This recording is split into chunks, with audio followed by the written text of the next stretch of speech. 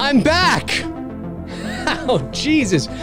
I saw the power flicker on and off. For those of you that are watching after the fact, or maybe you're just tuning in now, we were going for like 15 minutes, and then the power flickered, and everything just kind of went and came back on. You know, that kind of thing, like the power doesn't go out, it just kind of resets. That's exactly what happened. So my apologies for those of you that were watching live. Damn, that was a good opening too with the fucking Black Friday shit. Let's just dive right into it. I'm not going to go through that whole thing, that whole Black Friday shtick again. Although maybe I'll get to it later. But happy Thanksgiving to my American brothers and sisters south of the border. My name's Dave McRae, coming to you live from the VoiceMann Studios in Toronto, Canada. It is Thursday, November the 24th, 2022, 11:31 a.m. Eastern Standard Time.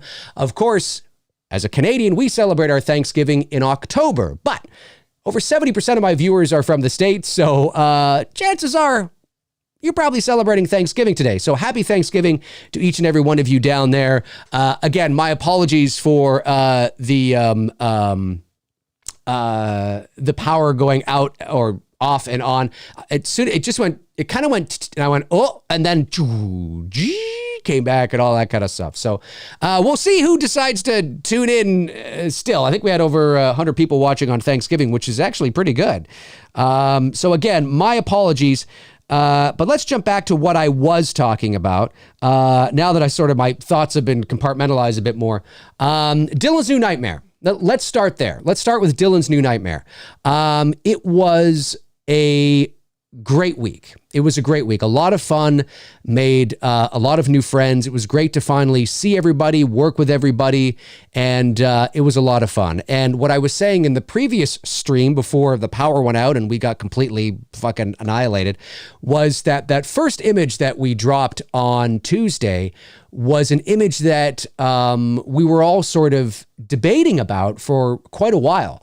That image was captured on my first day as Freddy, so it was an image that we had throughout the week that we would often talk about. Now, again, I'm not a producer on Dylan's New Nightmare, so I don't get final say whatsoever. I'm very thankful that Cecil and Vince and everybody have included me in the creative process and a lot of the decisions that are being made, and have even been like, hey, Dave, what do you think? And blah, blah, blah. I really appreciate that because they don't have to, right?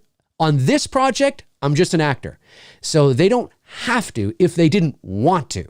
But they do, and they include me in a lot of that stuff, and I'll offer my 2 cents where I see it necessary. So when that shot was captured, I was of the mindset that that's the first image you release. It's that strong. It's that strong. And I texted it to Bruce and I said, you know, there's a debate about this one. And he said, dude, you got to release that. I'm like, I'm gonna put in my 2 cents. But there were a couple people that were like, I don't know, maybe that's too much and blah, blah, blah. Too much too soon. And as I said to somebody that had mentioned that, had thought that on my channel, somebody left a comment the other day expressing that they thought that. And you have to keep in mind, and this is sort of where we got disconnected a few moments ago, you have to keep in mind that we are a fan film, right? We are not backed by a studio. So when you're not backed by a studio, it's, if you are backed by a studio, you have a big marketing department. Chances are you're also not in charge of that marketing. So they can do shit that you're like, what are you doing? And you have no say in the matter because, you're not Martin Scorsese or Steven Spielberg or Christopher Nolan. But anyway, but you have all the money in the world, right? All the marketing's taken care of, basically, is what I'm trying to say. When you are not backed by a studio and you are an indie film, especially when you are a fan film, again, because there's that stigma that fan films have, I suggested that you release that image. And there were others that suggested that too. It was just a debate back and forth. And ultimately, we all agreed. You know what? That's the image we have to release first. And I'm so thankful because it was going to send a message. Because again, when you are a fan film, despite the fact that you got Miko Hughes in it, it's still a fan film, right? And there is a stigma that surrounds fan films. And rightly so, I get it. 95% of fan films are home movies with your friends in your backyard. I get it. I totally get it. Especially when it comes to Halloween and, Friday the 13th. And there's a lot of good, there's a lot of bad. And then there's a different tier, right? There's a different level. And, because really, like, there's certain fan films, whether it's, It's Me, Billy, or whether it's Never Hike Alone, Never Hike in the Snow, have, in my opinion, crossed the threshold of just fan films into indie films, because they're made by filmmakers who understand the filmmaking process. We've surrounded ourselves with the right people. We've surrounded ourselves with professionals that work in the industry. We're making a real movie. Yes, it's a fan film, sure, but as I've said many times on this channel, it's fan film in name only, really, at the end of the day. But it's still a fan film, right? And we have to market it as a fan film because we don't own the IP, whether it's Friday or Black Christmas or Elm Street or whatever. And that's fine, but there's a stigma that surrounds fan films, right? And it's a tough hurdle to cross. And even with the coverage from Collider and Bloody Disgusting and Screen Rant and Bloody Flicks and everybody that have been covering these images of Dylan's New Nightmare, which is amazing. Thank you, by the way. Really appreciate it. You still see, and rightly so, I get it, you still see people going, oh, fan films suck. Fan films are trash. Yeah, and you know what? They're actually not wrong. 95% of them are. I say that with all due respect to those who make fan films. I think what they mean by fan films are trash is that fan films are not studio pictures, right? That's really what they mean, right? You get your friends in there. There's nothing wrong with that. But that's essentially what they mean when you see comments of people going, oh, fan films are trash. Fan films suck. I fucking hate fan films. They're basically saying, oh, you got your bad acting. You got your shitty quality. You got audio that's really suspect. It's clearly just friends hanging out making movies. And there's nothing wrong with it. I support that 100%. You got to start somewhere, man. But as I've often said, and I think this is a natural progression of fan films, I don't think it was intentional, but I think largely, Vince obviously with Never Hike Alone opened that door and to allow others to walk through and showcase what they can do. There are certain fan films that are on a different level in terms of production value through and through, in terms of the way that they are presented, the acting, the directing, the sound design, everything. They're really tribute films. And that's something that I think should be, when it comes to fan films, I think but I don't think actually we have to necessarily consciously make this known, because I think it's just naturally evolving that way, that there are fan films, home movies in your backyard, and then there are fan films like It's Me, Billy, or Never Hike in the Snow, or Dylan's New Nightmare, that are indie films, but they're still fan films. So basically, that's the stigma we have to get over. And so that's why I said, hey, that image looks like something New Line would release. I mean, that looks total studio quality. If that was released and there was no I wasn't attached, Miko wasn't attached, it was just released saying, this is the new Freddy from New Line, you'd believe it. You'd go, wow, okay, cool.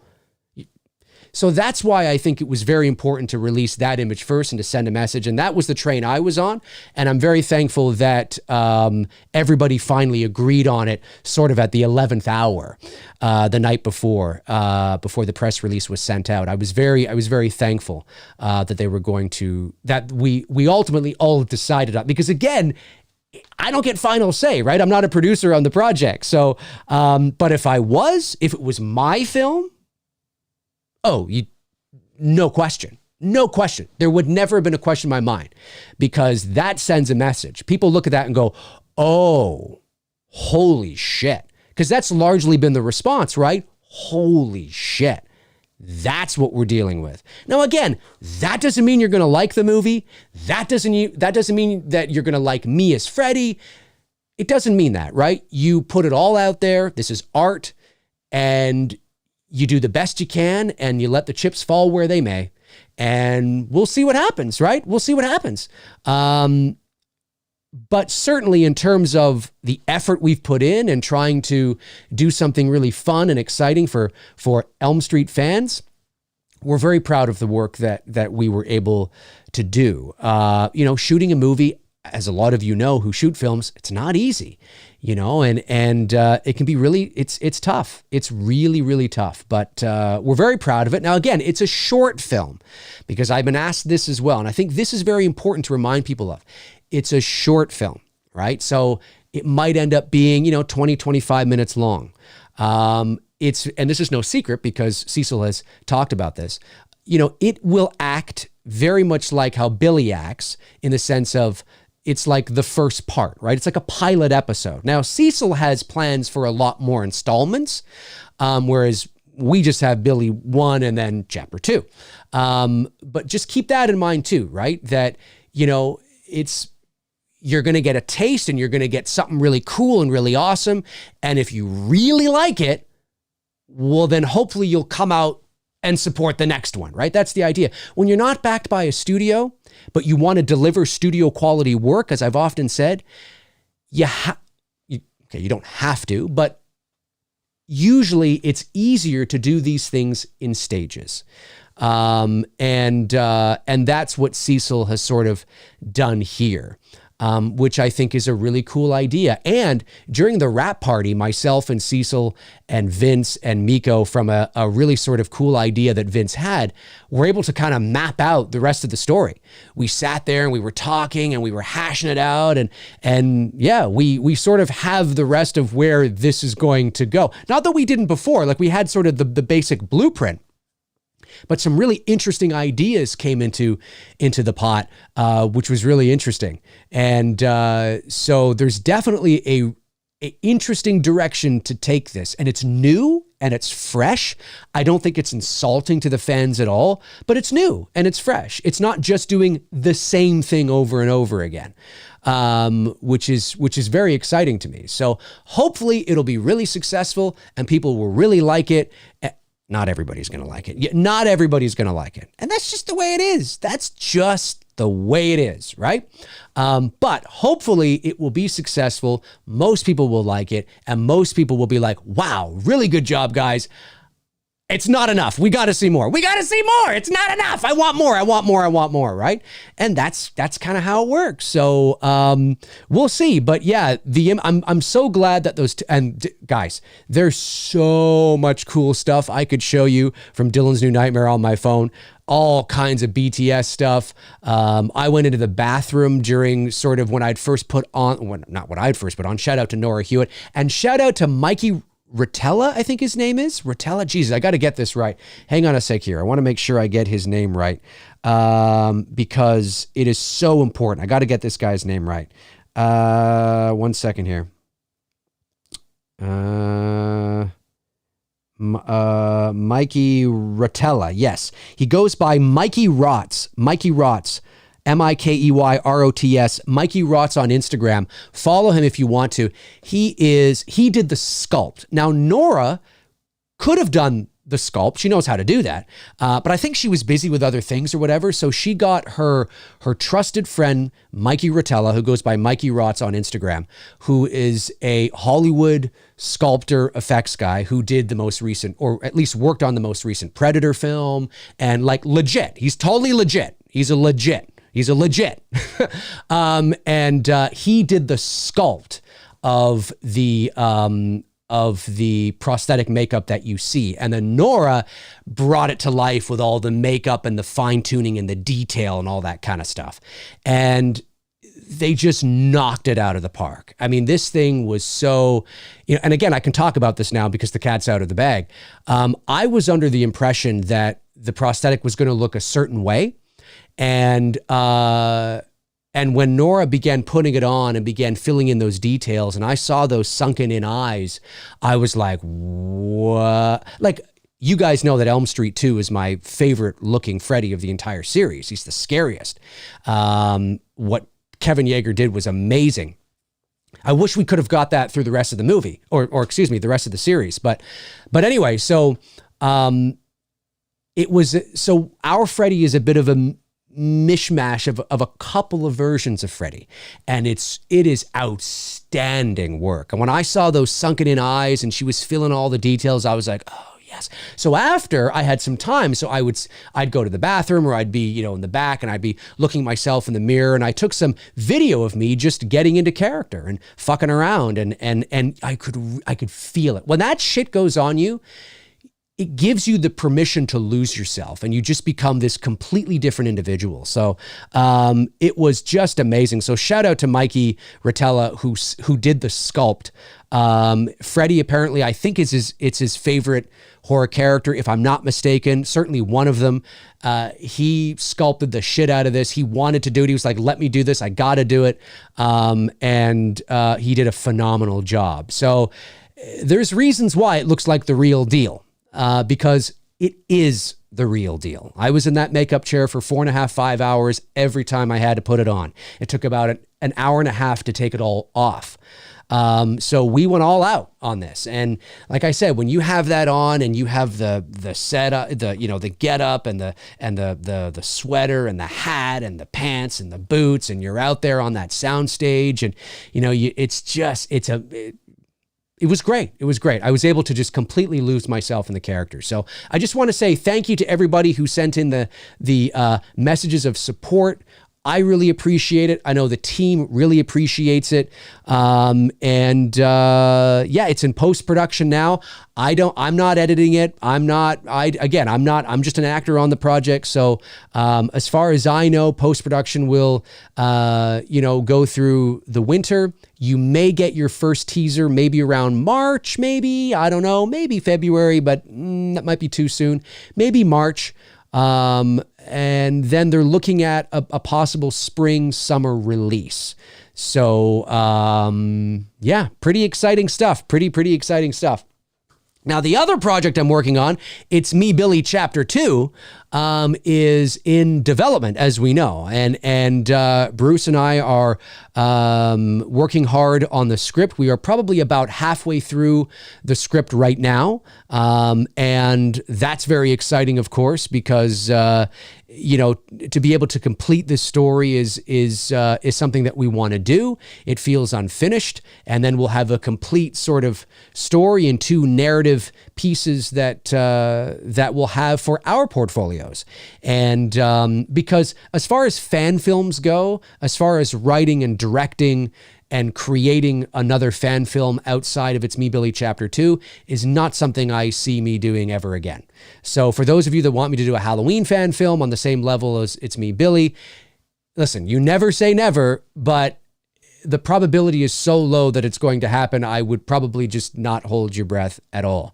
And the reason for that is because, as I've mentioned many times on this channel, I want to make movies that can make money. I want to make films that can be released on Prime and Netflix and, hopefully, right? That's the goal. I want to, I don't want to live in the world of fan films my whole life. Neither does Cecil Laird. Neither does Vincent DeSanti, right? Neither does any filmmaker. But as I've said many times, they're perfect things to be able to do as you're building your portfolio up, because they already have a built-in fan base, and which is very exciting. And when you're shooting them as professionally as we are, that makes it even more exciting. It's exciting for us. It's exciting for you guys. So I don't see myself doing another fan, like writing, directing, and producing. I mean, obviously I would continue to play Freddy if these fan films continue. But certainly writing, directing, being on that side of it, no, because I want to then pivot and shift focus into original work, which is what Bruce and I that's what we want to do. And we have this great idea that we're very excited about. It's a feature-length horror movie. And hopefully that'll be our next project in terms of what we spearhead. But we'll see. So yeah, I just wanted to say that because I do get asked that a lot. As much as I love you guys and love Halloween, keep in mind that we don't make a dime off these things, right? I mean, Cecil, Vince, Everybody. I mean, you're not making money off of the movie. You raise money to be able to make the movie. You have to do that, right? So you have to spend money to be able to make the movie, obviously, when, you're renting all the gear and you're renting locations and craft services and hiring actors and all that kind of stuff. But in terms of like the actual film itself making money, can't do it. We don't own the IP.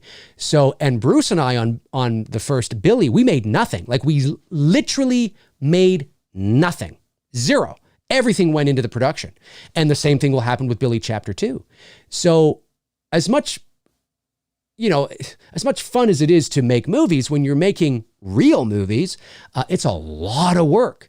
And we want to make movies that we can make money off of, and we can put out there for the world to see, that can get a marketing campaign behind it, that can get a push maybe from a streaming service or something. That would be really cool, right? Hey, you never know, right? You never know. So that's what we want to do. That's where we're going to pivot. But we're very excited about Chapter 2 of Billy. And there'll be some information coming about Billy next week.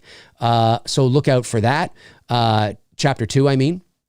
But we're excited. We're very excited. And because it is unfinished, obviously, and we want to be able to complete the story so it feels like a finished piece. And then you will essentially have an unofficial Black Christmas trilogy. You have the original in 1974, It's Me, Billy, and then It's Me, Billy, Chapter 2. So we'll see what happens. I'm a busy guy between Dylan's New Nightmare and It's Me, Billy, Chapter 2 and the voiceover work. I'm really busy, but it's the good kind of busy. It's all creative. That's what's amazing. It's all creative stuff, which is really cool. Like anybody who's out there who is a creative person, you really know what it means when someone says, I'm really busy, but it's the good kind of busy, because you're a creative person. So just the fact that you're involved in all sorts of creative projects, being surrounded by other like-minded creative individuals, like just to be there with Cecil and Vince and Miko and producer Dave and Robert and everybody that was involved was exciting, because everybody, there's different levels of experience, there's different levels of expertise, but everybody there brought a creative mindset. And it was very similar to the Billy set. Different, but in terms of the morale, in terms of the mood, in terms of the energy and the attitude, in terms of the attitude, was just like the Billy set. And I'm very thankful that, my two experiences with these two films have been like that, because also very different experiences for me, right? On Billy, I'm a director, I'm a producer, I'm a writer. On Dylan's New Nightmare, I'm an actor. So and I'm not just an actor, I'm Freddy Krueger, for Christ's sakes, in the makeup chair with the prosthetic. I'm sitting there. It's crazy. So two very different experiences, but two equally as satisfying, humbling, and really, really cool. So again, shout out to my Dylan New Nightmare family for just being so amazing and welcoming and so professional. I think you guys are amazing, for sure. And so let's jump over to the chat room and see what you are saying. Let's have a chat. Whatever you want to talk about. We can talk Dylan's New Nightmare. We can talk It's Me, Billy, Chapter 2. We can talk horror. Whatever you guys want to chat about, let's chat about it now. Okay, Gary sends in £5. Thanks, Gary. Says, why do you think people do bad acting in fan films instead of just being themselves? Because I know myself enough to know what I would do in situations. Well, Gary, I think it's important to understand that most fan films, not all, right? Not all fan films, but most fan films are, people just hanging out in their backyard, just having fun with their friends. And acting is a very difficult skill. To make something feel natural, to make something feel like in voiceover, there's something we call the conversational read. And the conversational read is just something that, well, exactly like it says, right? Or sounds, right? Something that doesn't sound like you're reading, something that doesn't sound announcery or overly thought through, something that sounds very natural, like you are just thinking the words yourself. believe it or not, that's a very difficult read to master. Now, having been doing that for 20 years, I've mastered it. But very early on, it was a difficult read to master. I was coming across a little too announcery, a little too stiff.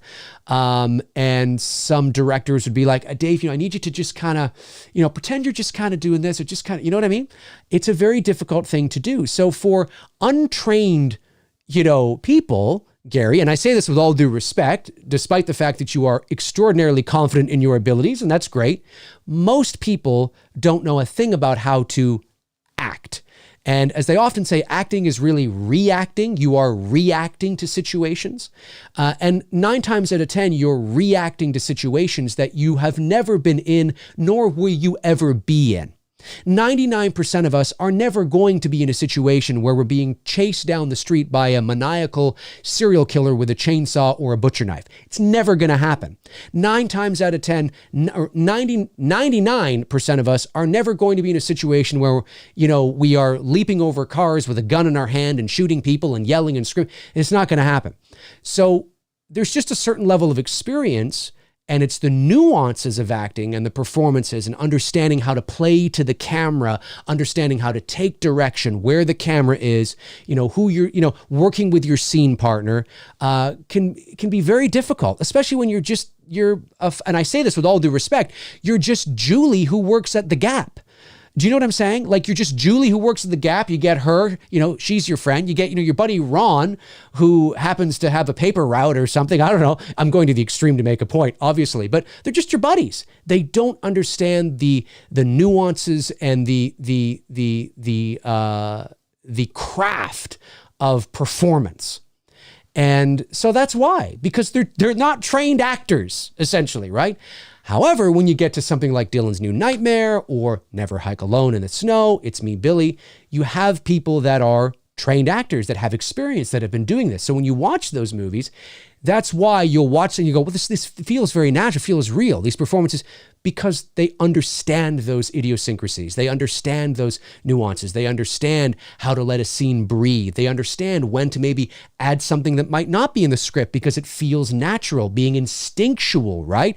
And if the director doesn't want it, they'll tell you. But if something feels instinctual and natural, an actor must not be afraid to go there. They must not be afraid to go there, even though it's not in the script, even though it's not in the action, even though nowhere in that moment does it say that the character is to do that. If it feels natural to do it, if it feels just a logical, it makes sense, an actor must not be afraid to do it. Because if it's a no-no, it's the director's job to go, hey, cool, saw what you were doing, let's not do that again because of this, that, and the other. And then the actor will go, okay, no problem. But a lot of the times actors might be afraid to go there, afraid to take those risks. So it really is all about training, and understanding the art of acting. And that's why, or I could have just said in a simple term, because fan films most of the time are just your friends hanging out, having fun. There's that too. There's the short answer and there's the long answer. Beep Bop Boop sends in £4.49. Thank you. And says, what aspects of his Halloween trilogy would you like to see David Gordon Green take into his Exorcist trilogy? And what aspects would you not want? Nothing. And I say that not because I'm not a huge fan of the trilogy at all. I say that because The Exorcist is a very different film. It's a very different story. What I want to see is character, drama. That's what The Exorcist is. It's about character. And there's real sort of heart and drama and I don't mean drama like unnecessary drama, like somebody being extra. I mean like real hardcore character. It's a character-driven film. That's what I mean, right? The Halloween films, outside of Halloween Ends, because Halloween Ends was pretty character-driven. Most Halloween films are plot-driven. But The Exorcist is a very character-driven movie. When you watch the first one, especially two, not part two, but you watch part three, Legion, they're both very character-driven films with that, that thing around it, right? The, evil and God and death and all that kind of stuff. But it needs to be a character-driven story. So I guess, if there's anything, take your ability to do a character-driven story and take that into the Exorcist film. You know what? I mean, we'll see what happens. We'll see what happens because, like when you look at the first Exorcist, as I've said many times on this channel, that is a film that is really about, it's about two priests, especially one who struggled, well, both really, but one really who's struggling with his faith and the guilt that he feels because of the death of his mother. He sacrifices himself. I'm talking about Damien. He sacrifices himself to save a girl he's never met. Has anybody ever really thought about that? Think about that. I mean, yeah, it's cool. All the effects are cool and the green slime and the fuck me and all that and the head turning. I get all that. That's stuff you need in there. Okay, cool.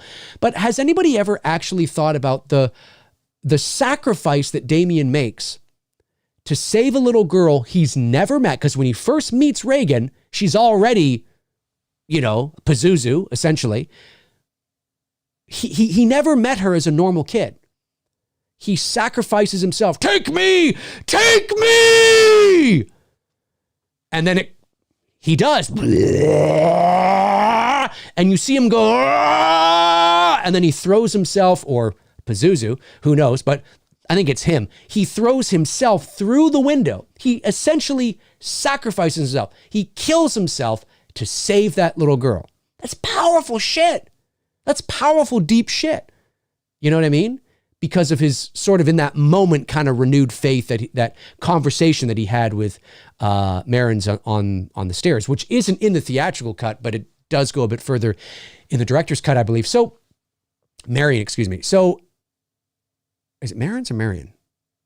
I'm having a brain fart. Anyway, you know what I'm talking about. Max von Sydow. So, I don't want to see it is a Blumhouse film, but I don't want to see a teenager horror movie. I want to see some real fucking depth. I want to see an adult, mature horror film here. You know what I'm saying? That has layers and symbolism and the use of cinematic language and all that kind of stuff. I don't want to fucking see, So yeah, those are my thoughts on that. Happy Thanksgiving, Danita. Happy Thanksgiving to you as well. Happy Thanksgiving to everybody. Let's see here, just scrolling down. We have a super chat comes in from one of my great moderators, Andrew Stevens. Thank you, Andrew. Sends in $10. Thanks, buddy. Says, so 2 years passed and Dylan's New Nightmare was a success. And it's me, Billy, too. Oh, I see. You're giving me a hypothetical. So 2 years passed and Dylan's New Nightmare was a success. And it's me, Billy, too, was a success. Hollywood approaches you with a chance to direct your own film or a chance to be Freddy in a new series. Which one do you choose? Ooh, that's a great question, Andrew. Well, I don't know. I mean, if when Dylan's New Nightmare comes out, if everybody hates me as Freddy, it might just answer my question right there. Because I'm not interested in any sort of fucking, backlash. But I also, at the same time, don't give a shit about what people think either. I would say it really depends, right? It depends.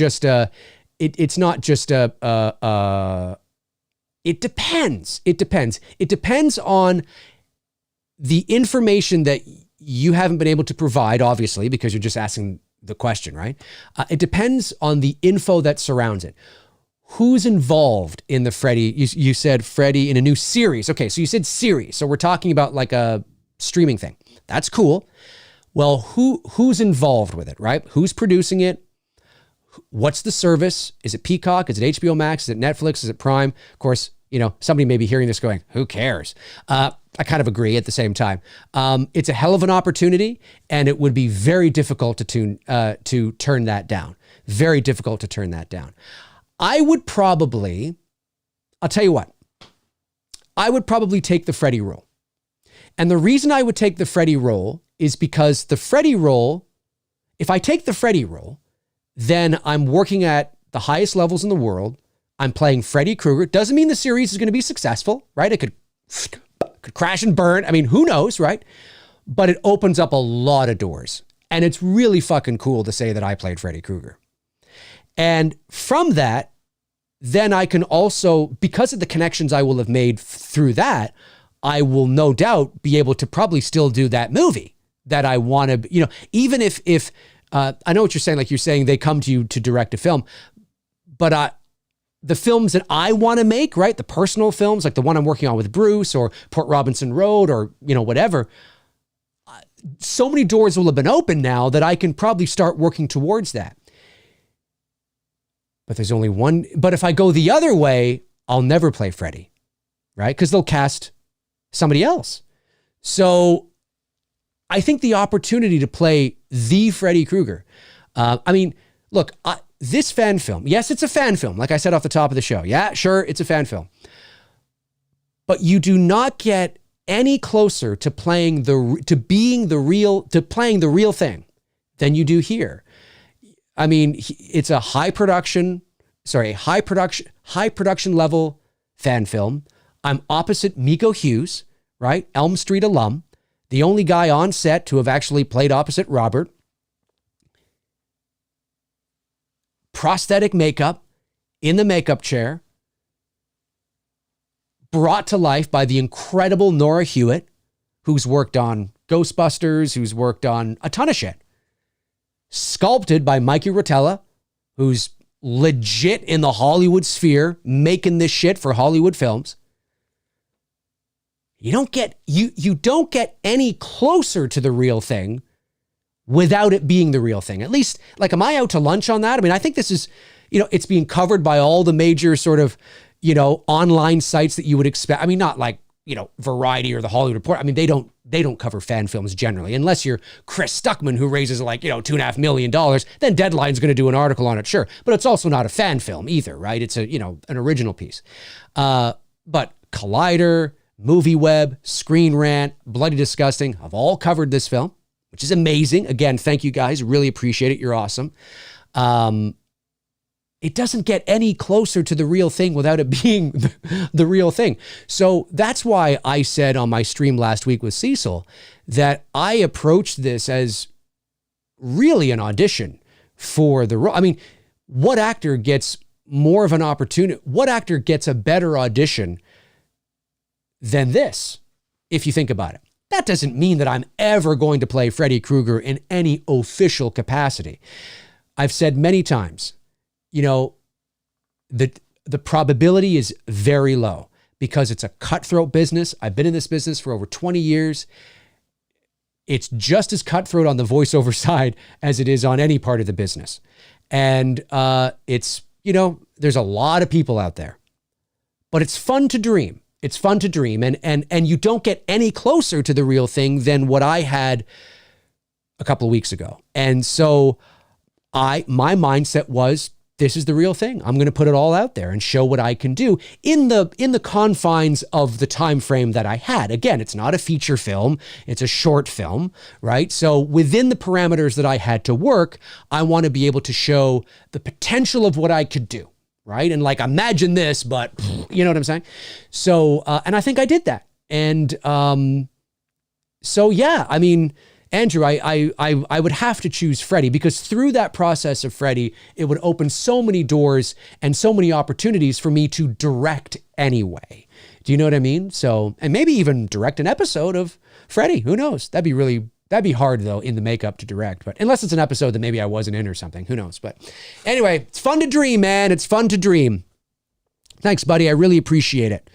Beep Bop Boop sends in £8 and 99 pence, says, I don't usually get emotional about a celebrity passing, but even now I'm still a great deal of sadness and pain about the passing of Kevin Conroy. As a voice actor, what did he mean to you, Dave? Well, I didn't know Kevin at all. I know a couple of voice actors who do know Kevin, who have worked with Kevin.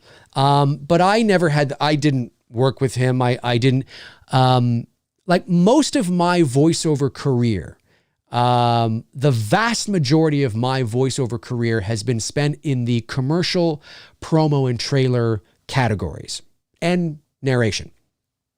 The animation side, which is where Kevin was, I mean, my animation experience and journey just started about 3 or 4 years ago. because I wanted to do more animation. I love doing voices and building characters around it and all that kind of stuff. And I wanted to do more animation. So I've just started doing more animation, and I'm on 2 series right now, kids shows, right? You know, kids shows that'll be on like, well, actually one might go to Netflix. I mean, it's already out there online and that kind of stuff, but I think they might be shopping it. There was a show that, oh my God, there was a show that called Worry Eaters that never came to fruition. I was a regular on that. And we did the first like 10 episodes. There were 80 episodes to go. And the whole project got shut down because the producer from Germany was not happy with the animation. The animation looked fine. I don't know if he was expecting like Pixar or something or what, but the animation looked perfectly fine. Like it was a typical children's cartoon targeted to like kids between 3 and 7 or whatever. It's perfectly fine. And, but that got shut down. That was really disappointing because they were looking to shop that to Nickelodeon, which would have been amazing. But anyway, so my animation experience is very minimal compared to my commercial promo and trailer stuff, which is where sort of my bread and butter and the vast majority of my career was. So, my circles that I frequent and is usually in that area. But I do know a few voice actors who do know him and have worked with him. And I haven't talked to them about it. But, you know, I can understand for me, I didn't watch Batman growing up. So I don't feel an emotional loss from Kevin Conroy. But anytime you lose somebody who you grew up with, watching, listening to, whatever the case is, it sucks and it hurts. And I know that the voiceover community has been affected by it for sure. I mean, I've seen my fellow, you know, VO actors post about it on social media and things like that, and share photos of themselves with Kevin at a session or something like that. And so it's you know, I respect it. I didn't know him personally, so I'm sad for people who are sad, and obviously for his family and his friends and all that kind of stuff. But he was not a friend of mine. Like I didn't know him, so there's a different level of sadness there. But yeah, but anytime it sucks, it does, you know. And do we know what he passed of? I didn't look into it. I should have looked into it. I'm not sure what he passed from, I should say. But I don't think he was that old, you know. The Voice Arts Awards are at Warner Brothers again this year. They're usually in November, but this year they're in December, really close to Christmas or something, which is kind of strange. But I wonder if they'll honor him there. I'm not sure. I've been to the Voice Arts Awards 3 times, and did they do an honorary, like a memorial? And they might have. I can't remember now. If they are, and if they do, I can't remember, then he'll be up there for sure. So yeah, it's too bad. It's too bad, man. It's too bad. Movie Chat and More Part 2 sends in £5 and says, the tree is up, lights are on, just finished watching A New Exchange. Have you gotten down Clark's rant from Christmas Vacation yet? It's not easy. I have not yet, Richard. I would love to be able to memorize that. And I could do it. If I put effort into it. It's always easier to memorize things that rhyme. Like for those of you, speaking of voiceover, Rob Paulson, who was, which one was he? He was on the Animaniacs, the two, I forget which one he was. Is it Wacko and Jacko or something like that? Anyways, I forget their names, but he's the one that does the countries of the world, right? And I know about half of it. Years ago, I forced myself to learn half of it. So I think, probably going to fuck up now, but I think it's United States, Canada, Mexico, Panama, Haiti, Jamaica, Peru, Republic Dominican, Cuban, Caribbean, Greenland, El Salvador 2, Puerto Rico, Colombia, Venezuela, Honduras, Guyana, and still Guatemala, Bolivia, then Argentina, Ecuador, Chile, Brazil. They rhyme, right? There's a rhyme there, and then he goes on. Like there's still like another like minute of rhyming that he does, but it's really cool, and he can do it I mean, he's done it for years, and he goes to cons and he does it. You know what I mean? But it was fairly easy for me to get that far because each one rhymes with each other. It's like a rhyme. So when things rhyme, it's like your brain just kind of knows what's coming next. Clark's rant doesn't rhyme. So you really got to focus in on that sort of monologue, which can be done. I mean, I've done it before, when I was doing my acting days back when I was doing some theater and whatnot. But I would love to be able to memorize that. That'd be so cool. Evil Alex has cancer. Bebop Boop says he died of cancer. It's too bad, man. We all know somebody in our lives, obviously, that, yeah, it's too bad. Let's see here. Arthur Vega sends in a very generous super chat of $20. Thank you, Arthur. Says, hey, Dave, happy Thanksgiving. Happy Thanksgiving to you. Random question. Which version of Myers would be cool to walk out of Laurie's burning house? Rob Zombie, Halloween 2, H6, etc. Out of Laurie's burning house? You just mean if her house was... So you just mean that if the house in the original Halloween, the Strode house, was on fire, which version of Michael would be cool to walk out of? Anyone? Really, if you think about it? I don't think it matters. I mean, I think even like Halloween 5 or H2O, if you have somebody on fire walking out of a house and it's Michael Myers, it's a cool effect anyway. But I'm going to go with the one, well, hang on, no, you said etc. So I have other options. I'm just going to take Halloween 1. I mean, Dick Warlock's firewalk at the end of Halloween 2 is ridiculous. Listen, there are longer firewalks in movies, sure, but he is in, and that is Dick Warlock in there, by the way. As far as I know, that actually is Dick Warlock. He's a stuntman, and he had that experience. Now you can tell he's got the fire suit on because he's a little bit of a Michelin man, with how thick he is, but it's an inferno. Like I've said many times, I think that should be called an inferno walk. It's the inferno walk. His whole head, like he's just, the sound of the flames must have been just crazy for him. It's insane. I've never seen a fire walk with anybody that is on fire as much as he is, engulfed like that. So, hey, let's get Nick Castle. I mean, he wouldn't be able to do it, but yeah, why not? But to be honest with you, I think, like I said, I think we've already seen the ultimate Michael Myers Halloween firewalk. It's Halloween 2, 81. Real reveal, $2.79 says, did Olivia Hussey get back to you for Billy 2? I cannot speak on that at all. Now, that is not me confirming or denying. That's just me not wanting any information about that out there and where we currently are on that at this moment. So again, me not answering the question is not me saying yes, and it's not me saying no. It literally is me saying whatever the answer is, we don't want to sort of talk about that at the moment.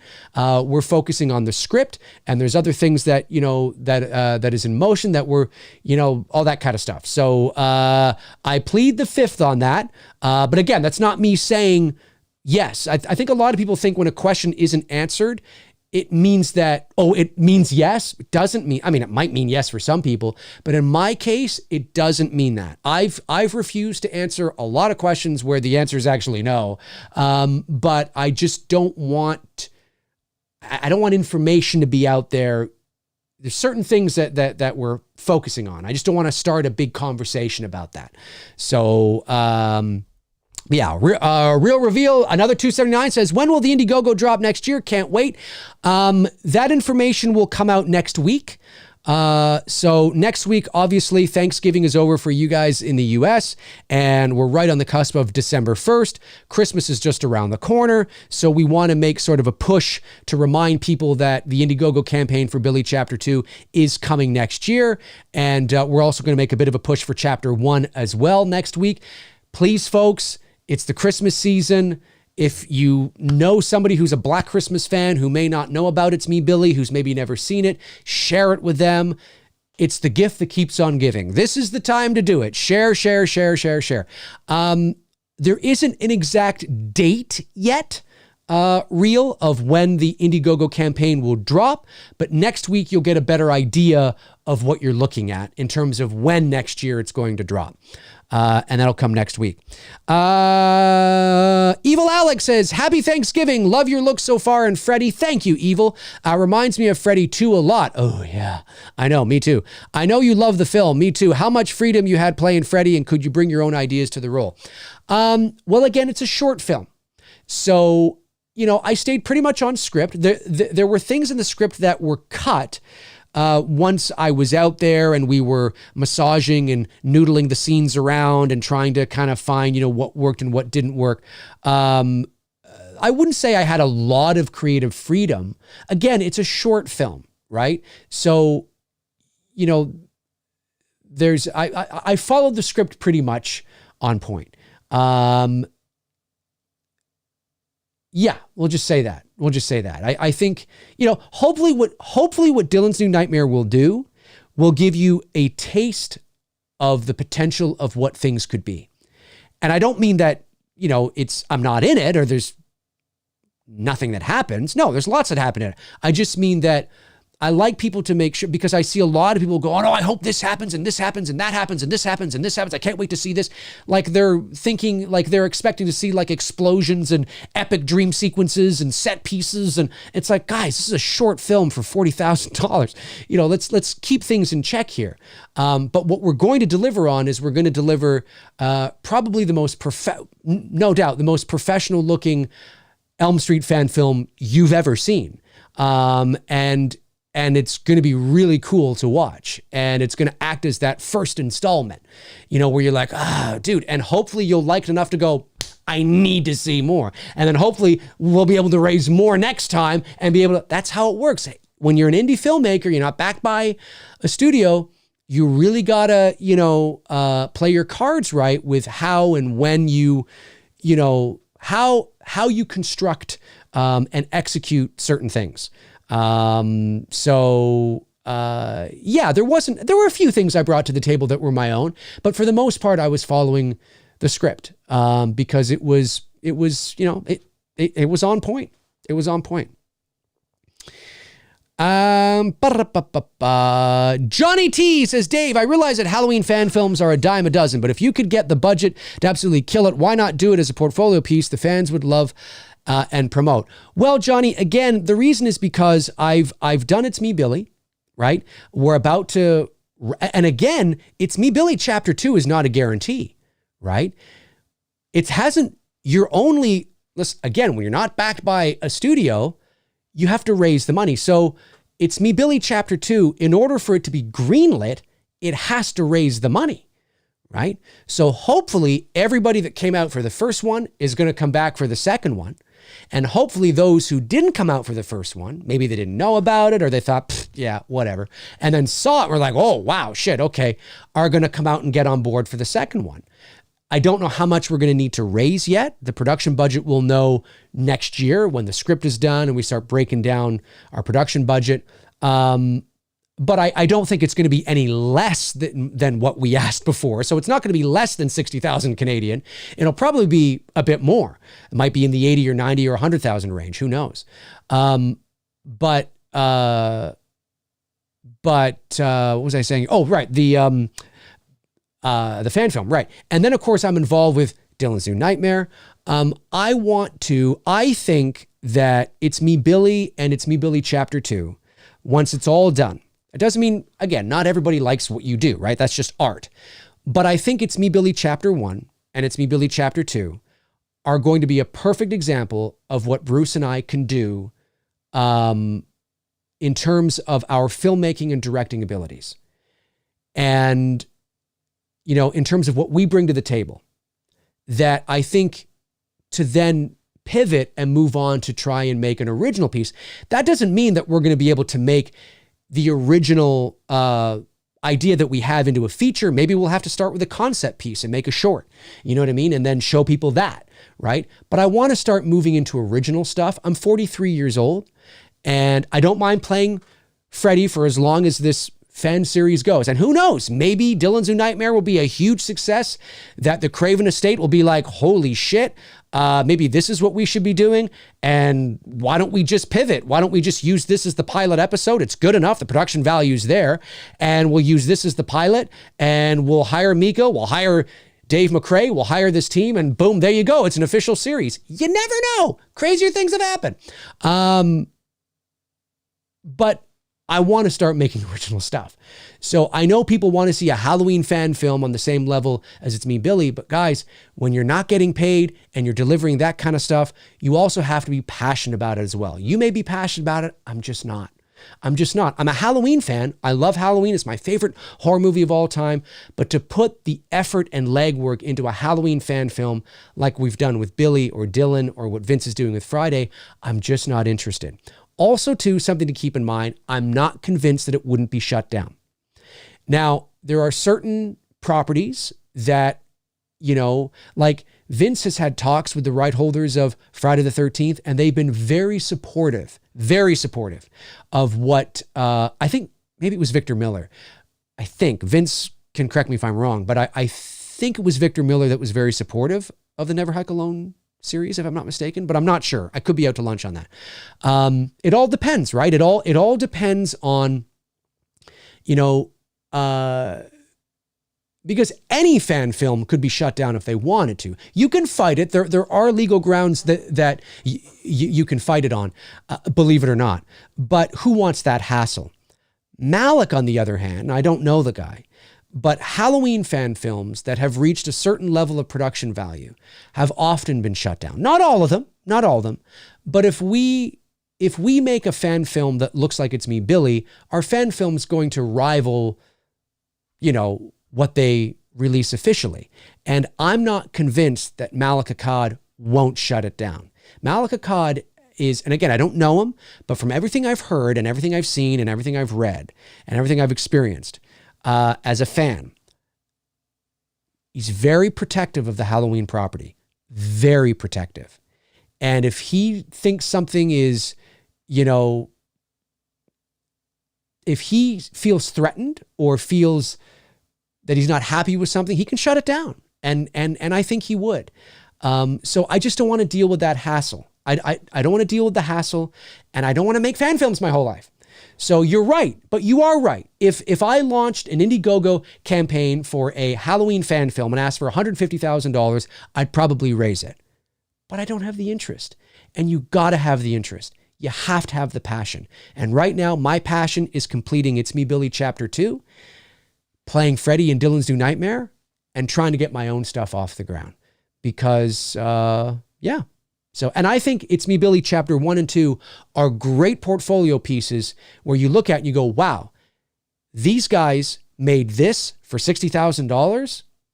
That's impressive. And like I said, we already had some talks with a studio, a major studio, because of It's Me, Billy, because of the way It's Me, Billy looked, because of the way It's Me, Billy was executed and presented and the style and all that kind of stuff. Nothing's come yet of that, but there are things that are still in the works on that. The things are still there's murmurs that are still happening. And that has something to do with the original idea that we have. So, there's never any guarantees in this business, as you know, but we feel confident that It's Me, Billy 1 and Chapter 2 are great portfolio pieces to showcase what we can do and how we can handle money, how we can raise money, how we handle budgets, because we're not just the directors, we're the writers, and we're not just the directors and the writers, but we're the producers, and we're raising money and all that kind of stuff. So all of it is, it's not just the final product, it's everything that looks good on you as a filmmaker. So I understand the passion, and I understand but Dave, make a Halloween fan film that looks like, I totally get it. And like I said, you never say never. There's just a lot of things right now that it's not there for me right now. Just say that. But I appreciate the enthusiasm, man. I do. Gary sends in £10 and says, one thing I like about good fan films is you can do what you want. Like I want the slashers in the same universe. The real movies can't do that because of license issues, and some people think crossovers are lazy. Well, Gary, I hate to break your heart, man, but I'm not a fan of crossovers. I'm just not. But you are right in the sense of with fan films, they can do that. Yeah, they can have Freddy and Jason in a movie, and they can have Michael and Pinhead or Michael and Chucky, whatever you want, man, whatever you want. That is true. They can do that. And there's some that absolutely have done that, which is cool. Real Reveal says, I watched It's Me, Billy last night. I love the attic scene final showdown. It never gets old. You guys are awesome and can't wait to support chapter 2. Thank you, Real. Really appreciate that, man. Yeah, that final scene for Billy, like I said, and I think I've said this on the channel, the hand coming down was sort of a last minute, not like the 11th hour last minute, but sort of a last minute thing we put into the script, because when we were like originally what was going to happen, and we would have loved to have done this, is when Billy says, "It's me, Billy," on the phone, Sam was going to look up like this, and then we were going to get, whether it was just going to be a static shot or another crash zoom, I'm not sure. Maybe we would have shot it both ways. But she was going to look up and you were going to see just Billy's eye looking down upon her from the rafters.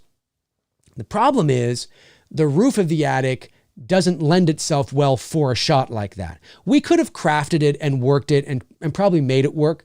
But for the sake of budget and time, we decided on what we did, which was the hand coming down. We thought it would be, because we already had now remember, Black Christmas has 2 eye shots as well. There's the eye shot when Billy is like this over Barb, right? When he's got the glass unicorn in his hand and he's like this, you see his eye. But then there's the money shot eye, or the eye money shot, which is when Jess looks up and you just kind of see his eye on the other side of the door there. That's the one everybody remembers and goes crazy about. So that's why we felt, well, we have our eye shot when Billy is on top of Justine with the letter opener in her hand, and you see, his eye there, which is like the Barb shot. And that's why we felt okay to kind of include an eye shot when she looks up and you see his eye. But logistically, it just wasn't going to work. So we thought, I actually came up with the idea. I said, what if it's his hand that comes down and just gently kind of begins the process of about to caress her hair, right? Because remember, Billy grabbed Jess's hair in the original film, right? So it's almost like he's going to do the same, but he's about to do it, but Sam looks up, sees it, runs away. And I think it worked. I think it was actually unexpected. I don't think, because of the way that we framed the shot, because Billy is on the phone, you expect that he's somewhere else in the house or somewhere else in the attic. You don't expect his hand to suddenly come into frame. So I'm very proud of that. It was our own. It was different, original in terms of, Black Christmas. I'm not saying that kind of thing hasn't happened in horror movies before. But yeah, no, it was a cool scene. It was a cool scene for sure. And like I said, something to keep in mind too is that It's Me, Billy chapter 1, essentially, which is what it is now. Sam, the character of Sam is in a very, sad, dark place, which is why Victoria looks, or Sam, I should say, looks very sort of sad through a lot of that movie, is because she's lost her mother however many years ago. She's just lost her grandmother, right? She got denied access to that house that she wanted to see. She's going through a lot. The house is being sold by her father. So there's a lot she's dealing with. But as Emma says on the porch, you're strong like your grandmother. She says that, right? And Sam just kind of, smirks and takes in, because Sam really is deep down inside. Sam has the strength to fight back. Sam has the strength to be that final girl, right? But she's going through a lot. And of course, in her first confrontation with Billy, she runs, right? She runs and she does the right thing. She runs out of the house. She does the right thing, but it doesn't work. She runs into the arms of danger. There's fucking Agnes coming down the road. Fuck, what the hell, right? But Billy chapter 2, it's all about fighting back, because, and this is not a spoiler, this is in the summary we've teased online. It'll be released next week as well, officially, I guess. But I've mentioned it in posts, because now there's renewed hope, right? Grandma, right? So now there's renewed hope. And now, the fight is on, essentially. So, like that's why it's really cool too, because with the opportunity to do It's Me, Billy Chapter 2, we have the opportunity now to complete these arcs, which is great, which is a lot of fun. So we're very excited about it, Real, and I'm glad that you are, and I'm glad that you'll come out and support. Hopefully everybody will. Because it's going to be, I tell you, it's going to be an epic conclusion. If we can raise the money. If you can't raise the money, you can't make the movie. Johnny T says, just curious, you mentioned that there have been Halloween fan films that were shut down. Have you seen one? There was one from two French brothers many years ago, about 10 years ago, that was shut down. There was one that actually had Tony Moran, who was reprising his role as Michael Myers. This was maybe 4 or 5 years ago, maybe, which was a direct sequel to Halloween Resurrection, I believe. That was shut down. They got a cease and desist. So it happened. Now, it doesn't happen with everyone, because most fan films don't look like real things. But you reach just a certain level of production value that might confuse somebody. The Halloween gods, the Halloween rights holders, whether it's Malik or his lawyers or whatever, have been known to shut down certain things. And listen, if we're going to make a movie like a Halloween fan film that looks like It's Me, Billy, like if we had made a Halloween fan film the same year they released Halloween Kills or something, we would have been shut down like it's nobody's business. Because, it would have looked like the real thing. People would have been confused. And they don't want confusion. And I get it, totally get that. It's just headaches I don't want to deal with. I want to finish Billy 2, and I want to, hopefully start to go off and make original films that I can add to the horror community, on something original, which would be really cool. So yeah, there was two French brothers like 10 years ago. There was one that Tony Moran, believe it or not, was attached to. And there's been one or two others I've seen over the years as well. So yeah. Movie Chat More Part 2 sends in £2. Thank you. Says a road trip with Griffith or Heyday Brit Spears. A road trip with Griffith or Heyday Britney Spears? Neither. I don't know who you're talking about when you say Griffith. And I guess you mean Heyday Britney Spears, Richard. I have no idea who you're talking about. I'll say Britney Spears just because I don't know who you mean when you say Griffith. Melanie Griffith, maybe? I don't know. Edward Nito sends in $20. Thanks, Edward. Very generous super chat. Says, man, the way you described a store opening for the Black Christmas sales was hilarious. My wife and I were cracking up. We appreciate the time you take to go live and upload as often as you do. Cheers. Yeah, that was the stream that got knocked out by a power thing here. So for those of you that are watching live or maybe watching after the fact, I did this stream for like 20 minutes and then the power went out and I had to restart the whole fucking thing again. Like everything just shut down. But yeah, I was talking about how tomorrow's Black Friday. We also celebrate Black Friday here in Canada as well, although it's fairly new, maybe the last 10 years or so, maybe a bit longer. But we're not as crazy here. I mean, Black Friday in the States is crazy. It is crazy. Anytime you see a YouTube video where doors are opening or they're rolling up and people are running in, it's like, what the fuck? Like, calm down. And the people are being trampled on. It's like, what? I've never in my life, I've waited in line for movies. Sure. I've waited in line for amusement park rides or to get into the zoo. Sure. But I have never in my life been passionate about anything to the point where I would wait in line at a Best Buy or a Walmart or a Target. We don't have Target in Canada, but a Walmart, Best Buy, whatever, to the point where I'm like running in, being trampled on, getting the television, because it's somebody's dad, it's somebody's mother, it's somebody's father, and it's just like, I know their deals, but it's so a part of And now what's happened too is that's part of the game. It's like running with the bulls. That's part of it. If you're not doing that, then you're not doing Black Friday right. You know what I mean? I mean, very early on, like I think in the very first, first years of Black Friday, I was about to say Black Christmas. I think it was genuine and it was real and people were really excited and fucking just things are going crazy. But now I think it's become part of the shtick. I think it's become people go to do that. I don't think they're that excited. I don't think they give a fuck about what's in there really at the end of the day. Because half the shit you go to buy, you don't need. You already have, I've got a television. You already have 3 televisions. I don't care. It's $200 off. I'm getting a deal. You know what I mean?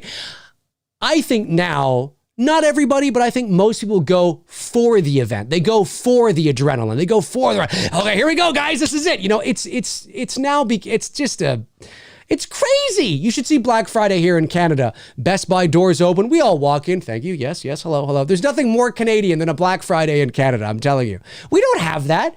Are you crazy? Can you imagine downtown? Of course, if it's going to happen anywhere, it would probably happen here in Toronto, but it's insane. I've never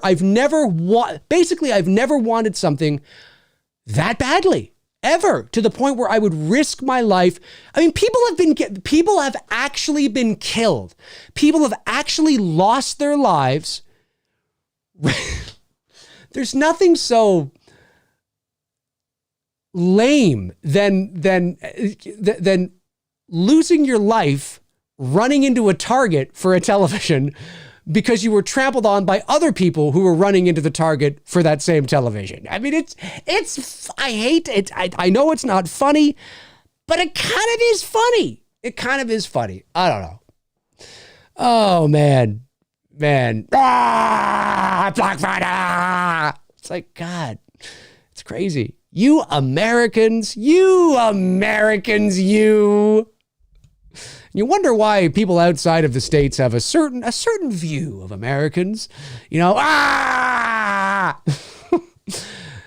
love you. Jordan Christie sends in $4.99, says, would you potentially release a Blu-ray of Billy Part 1 and 2 as one whole movie, or will Part 2 be its own separate movie? Well, Part 2 will definitely be its own separate thing. You definitely will be able to get Billy Chapter 2 on Blu-ray separately from Part 1. Billy Chapter 2 will definitely be uploaded online for free, of course, separately from Part 1.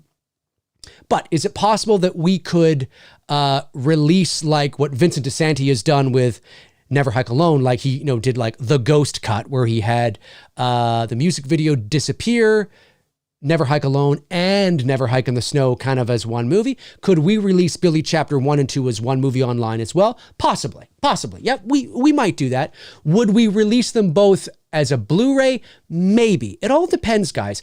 These things, it's very expensive. Getting Blu-rays authored and the artwork done, and it's expensive. I mean, it costs thousands of dollars.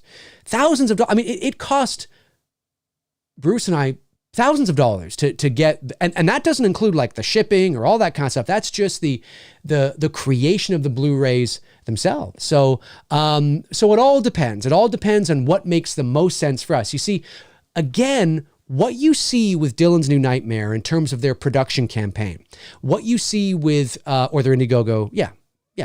What you see with Vince in terms of what he's done, a lot of, hey, Veda, what's going on? Come on in. Where are you? I'm live. You want to see everybody? If I reach down to pick you up, you're not going to want that. Hey, what's going on? You're out. I saw the door open. I'm sure you guys did too. Like, what's going on? But in terms of what Vince has been able to do with his Indiegogo campaign, he's able to offer more of those kind of perks because he's raising more money. See, with Black Christmas, it's a lot harder because we're not raising nearly as much. Now, because It's Me Billy Chapter 1 is out there now, and a lot of people seem to really like it, and now that it's out there and we've been able to show what we can do as filmmakers, are we going to be able to raise $100,000 for Chapter 2? Maybe, which will only help to increase the probability that we can offer perks like that. We'll offer Chapter 1 and 2 on a Blu-ray together, and we'll offer Chapter 1 on a Blu-ray as a perk, and we'll offer Chapter 2 as a Blu-ray as a perk. But remember, making all that is thousands of dollars, right? But when you have the money to do that, you can do it. But if we only raise, let's say we raise the same amount as we raised before, right? 64,000. Probably not. You're probably not going to get It's Me, Billy Chapter 1 and 2 on a Blu-ray together and all that kind of stuff, because all that, we haven't raised the money to be able to do that. Now, you definitely will get Chapter 2 on Blu-ray for sure. And we may be able to do another run of Chapter 1, but we won't really know until we get into the thick of the Indiegogo campaign, what we feel the production budget's going to be, what we feel the perks should be based on that. And remember, we can always add perks later as well. So if our Indiegogo campaign is hugely successful and holy shit, we've reached 100% and there's still like 30 days left or something, well, then we can add a perk, right? And maybe we add a perk, which is, hey, get Chapter 1 and 2 on Blu-ray, right? And that's an additional perk that's added later based on how successful the campaign is up to that point. So there's just a lot of things we have to think about, you know what I mean, in terms of cost and where the money is going to be allocated towards and all that kind of stuff. In a perfect world, we would love to do it. We would love to do it, but we just got to manage and see where we are when the Indiegogo campaign is launched and where we are like 30 days into it.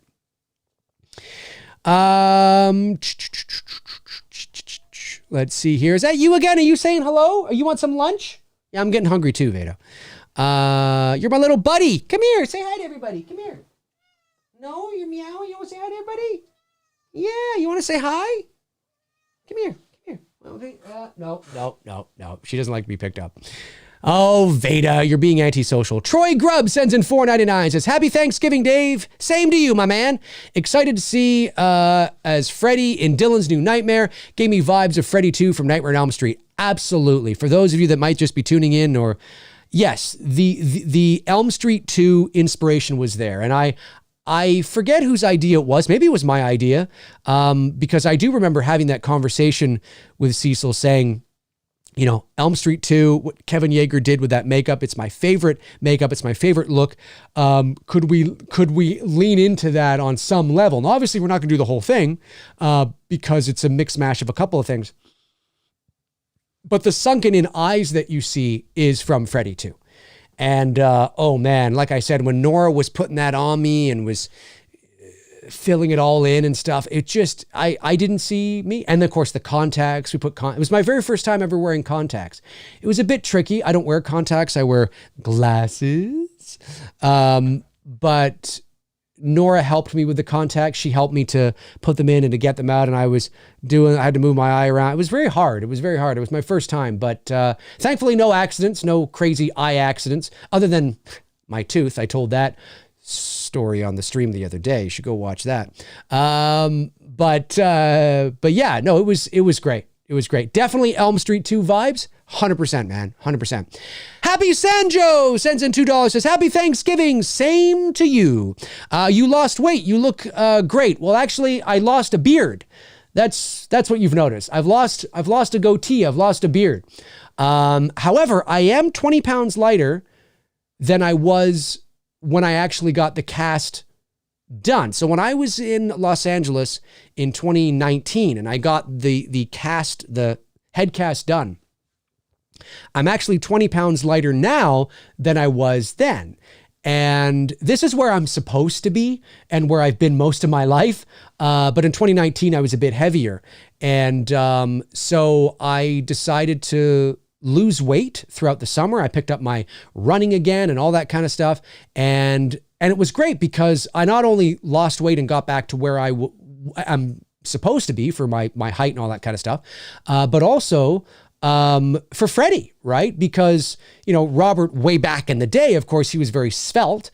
He might be an inch taller than me. I'm not sure, but he was very svelte back in the day, and it worked. It totally worked. And when I saw myself on the monitor, that 20 pounds really, really made a difference. And really, I'm so glad I did. I'm so glad I was able to get back to where I was or where I've spent most of my life.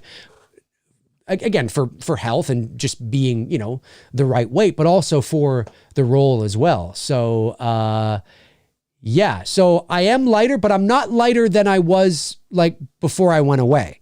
So I'm the same weight now as I was like a month ago. It's just I don't have facial hair. That's probably what you're noticing. Hey,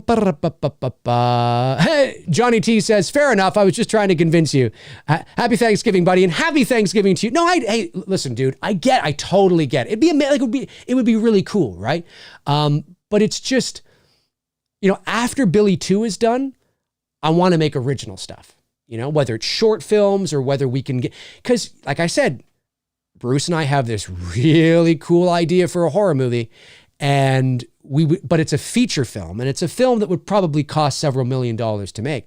But maybe we take, a portion of that, make a short film out of it, and use it as a concept piece to pitch and all that kind of stuff. But it's original, right? And it's fun, and we might be able to enter in festivals and make money and all that kind of stuff. And so we'll see. But I understand the need, but I don't want to. The value of, I see the value in fan films. I do. There's huge, when you are, for a filmmaker, if you are going to go out there and make a legit studio fan film, there's value in that because you can't make money off of it, but there's value in it in terms of it being calling cards and portfolio pieces. Huge value in it. But I or Vince or Cecil, we don't want to live our whole lives in the world of fan films, right? We're just using these things to be able to showcase what we can do because they get eyeballs on them because they're portfolio pieces, right? So, or they're have built-in fan bases. So Vince did Friday, Cecil's done Elm Street, we've done Black Christmas.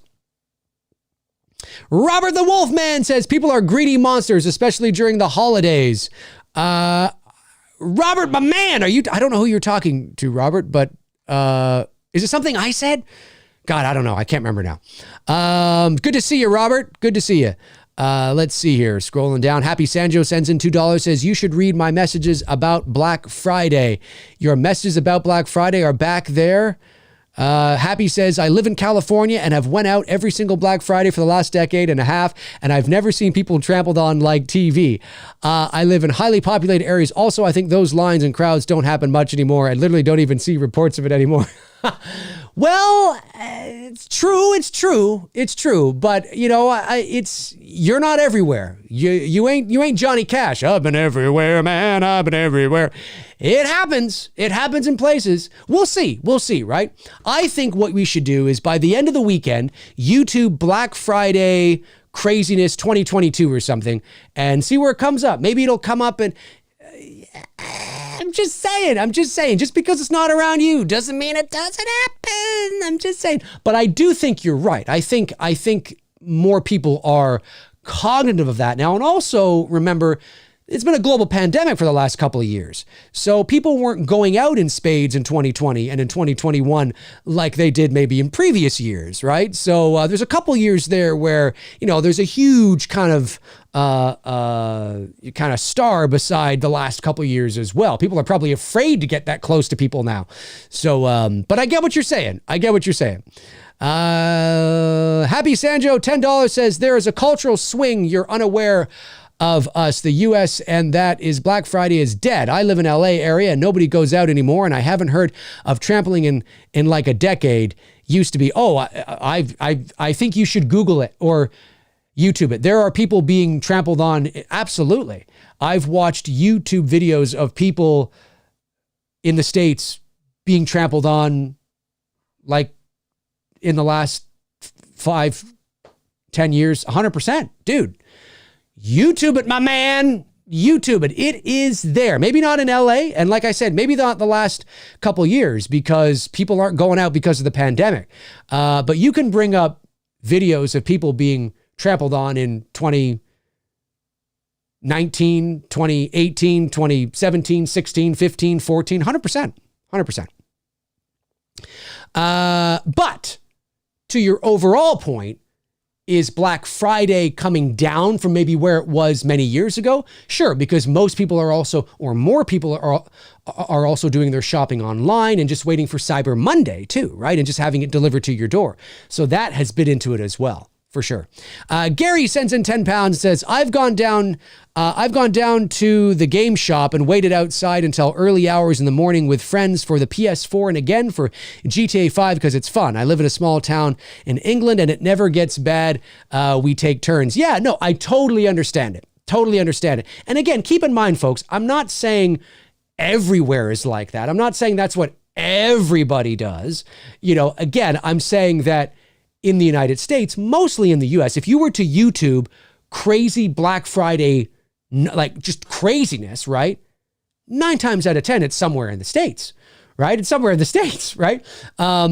Because that's where Black Friday emanates from. That's where it birthed. That's where, you know, a lot of this shit takes place. I'm not saying that all Americans are like that and you damn Americans. It's not personal here, folks. It's just the reality of the situation. So, but I find it funny and amusing when I see those types of videos because I've never liked something to the point where I would I've never been so crazy about something and getting something where I would be a part of a zoo like that. I just think it's insane. Now to go and wait in line for your PS4 or your PS5 or whatever, it's fine. There's nothing wrong with that. There's nothing wrong with that. I think that's awesome. For sure. For sure. You got to be the first one to get it, right? Sometimes it's a cultural thing and it's an interest thing too, right? I'm not a gamer, so I wouldn't be doing that. You know what I mean? I would just go pick it up the next day when it's over, you know, or go order it or wait a month when they've restocked or like, you know, whatever. But I totally get it. Happy Sandro, $5 says, thanks for reading my messages. Sorry for the second super chat. Love you, Dave. Glad you're back. Yeah, no worries at all, man. No worries. I saw them. I always try to get to the super chats. I'm doing the best I can. Johnny T says, will there be Dave McRae or Bruce Dale cameo in It's Me, Billy 2? I don't, not at the moment. No. Maybe, I don't know. I mean, like I said, we're still very early in the development process. We're halfway through the script right now. We are actually very well into development. But at the moment, I'm going to say no, but you never know. Let's see here. I think I got all the super chats. Did I get them all? I think I have. So let me get a few non-super chat ones. Savannah Christina Heffron says, is there any favorite scenes of Dylan New Nightmare you like or didn't like? What was your favorite part of it?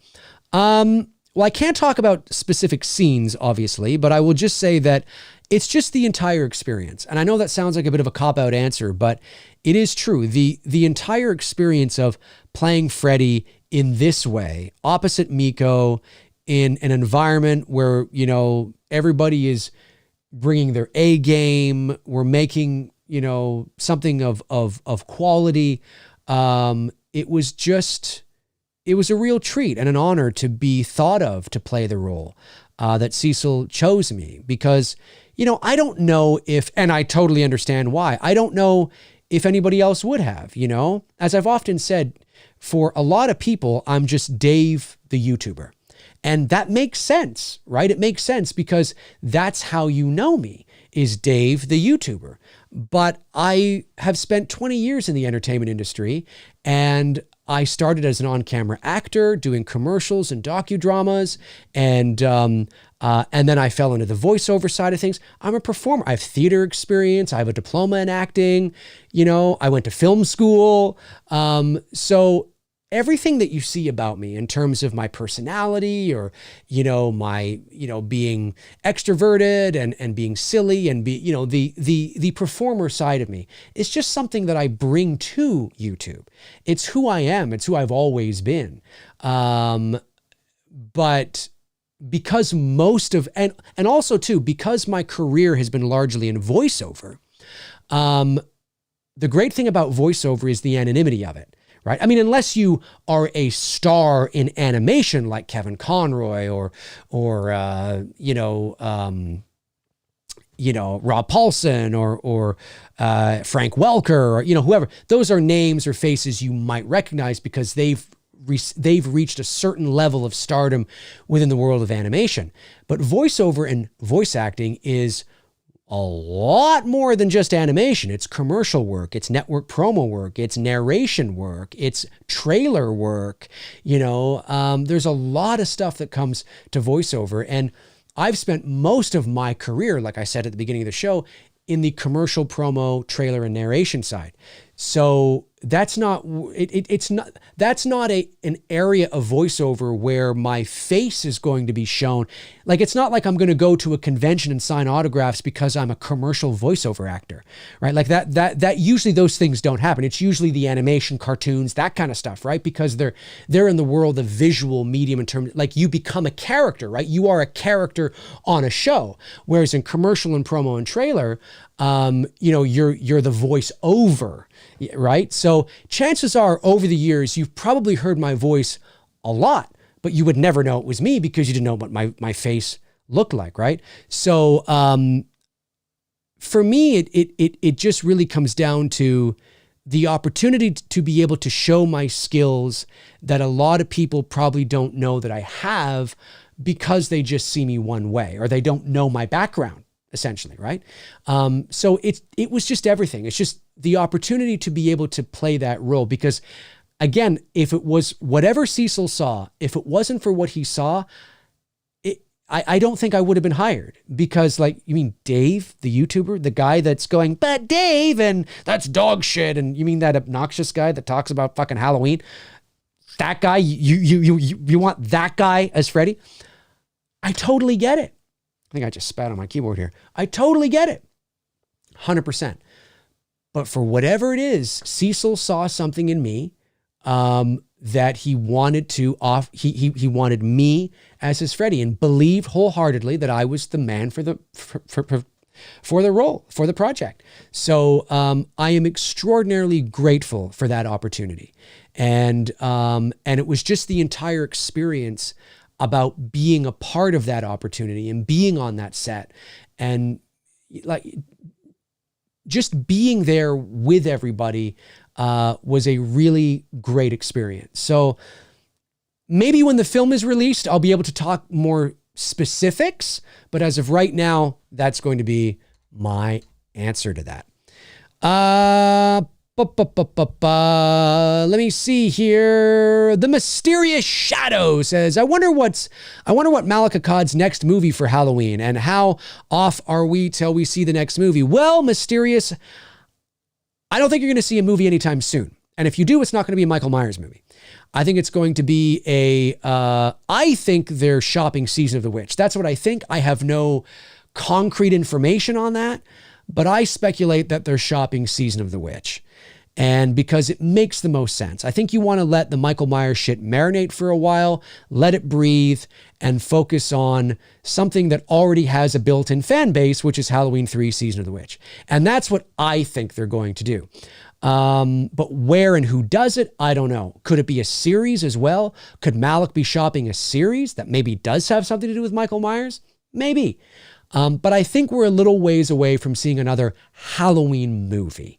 It's not going to come next year. I think you're at least 5 years away. That's what I think. And I'm okay with that. Like, listen, I love you guys. You know I do. I love Halloween. You know I do. It's my favorite horror movie of all time, the original. And it's my favorite horror series. Even though I don't like a lot of the movies in the series, it's my favorite horror series of all time, right? I like the good, the bad, the ugly. I love talking about it and ranting about it and all that kind of stuff, right? But I'm a little Halloweened out, and I just think it's time that we kind of go, okay, Halloween, Ends was not the movie I wanted it to be at all. I think they really dropped the ball on it. And so I'm just kind of like, you know what? Let's put it over here for a while and let's focus on Freddy Krueger. Let's focus on Jason Voorhees. Let's get those guys back and let Michael just kind of, rest for a bit. He's got to just sit on the bench and cool off. And then maybe in and around the 50th anniversary or something, maybe like 2028, maybe that's when you bring him back. I don't know. But as of right now, I want to talk about Freddy, man. I want to talk about Jason. I want to talk about other things. And I'm not saying, I don't mean that to say that you can't ask me Halloween questions. That's not what I mean. I just mean in terms of like overall, right? Like I want other things to come in too and broaden sort of the playing field and have other exciting things to talk about, because Freddy's been dead for a while. Jason's been dead for a while, although we do have that Crystal Lake series coming for Peacock, which is really interesting. That's some shit I want to talk about on the channel as well. Dylan's New Nightmare, of course. It's Me, Billy, Chapter 2. There's going to be lots of shit we're going to be able to talk about here on the channel, which is very exciting. So, yeah, I just think it's time to kind of just let it rest for a bit. And I suspect we will see Halloween related content, but I don't think it's going to be Michael Myers. But who knows? Who knows? We'll see. We shall see. Gary sends in another super chat of 10 pounds. Thanks, Gary. I really appreciate that. We don't have Thanksgiving in England, but I keep forgetting you don't have bonfire night in America. Be thankful, because we have to deal with dogs being scared and kids shooting fireworks at us. Well, Gary, I'm Canadian, so our Thanksgiving is not today.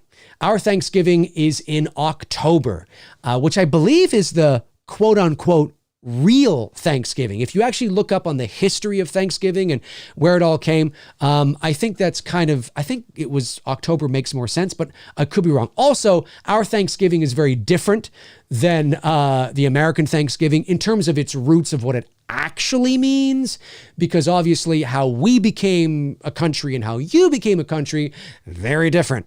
But nonetheless, our Thanksgiving, I think is either the second or first Monday. I can't remember now. Monday in October. But it's the same thing. The Canadian Thanksgiving, turkey, stuffing, potatoes, gravy, pumpkin pie, whatever, friends, family, get together, big meals. It's the same thing. It's the same thing. But yeah, you have something called bonfire night. Dude, I would totally love that. I would love that. Because I know what a bonfire is, so but I think you mean, do you mean bonfire or bonfire? Do you mean bonfire? Because I know what a bonfire is, B-O-N, or do you mean bonfire? I'm just Googling it, bonfire. Okay, no, maybe it's just two different ways of saying it. Bonfires are fun, if it's anything like a bonfire. I don't know. The Mysterious Shadow says, thank you, Dave, for reading my question. I appreciate it, and may you and your blessed have a great Thanksgiving. Thanks, man. No problem at all. No problem at all. Nicholas Townsend says, Dave, have you seen Blood Simple by the Coen brothers? Blood Simple? I don't think I've ever heard of it. No, I haven't. And I like the Coen brothers, so I'm totally down with watching that. I have not heard of it. Not sure. Chester Franklin Jr. says, Dave, welcome back, buddy. Thanks, Chester. Says, how does it feel to be with Cecil, Miko, and the rest of the crew for DNN and Weather? And what other Elm Street movie you like besides 84? Keep up the great work, buddy. Cheers, Dave. Well, as I was just saying, it was just the entire experience. It was just the entire experience of being on the set and being with like-minded creatives who were firing on the same wavelength. I'm a professional. I take my job and this shit very seriously. Now, I don't take it so seriously to the point where I'm a diva and I can't have fun and I can't appreciate the moment, but I take my job seriously, whether it's voiceover, whether it's making a movie, whether it's, acting, whatever it is, I take it seriously. And it was just great to be on set with other like-minded individuals who take it just as seriously. So it was great, man. It was great. And it's no secret, my favorite, I like the Elm Street series pretty much in order.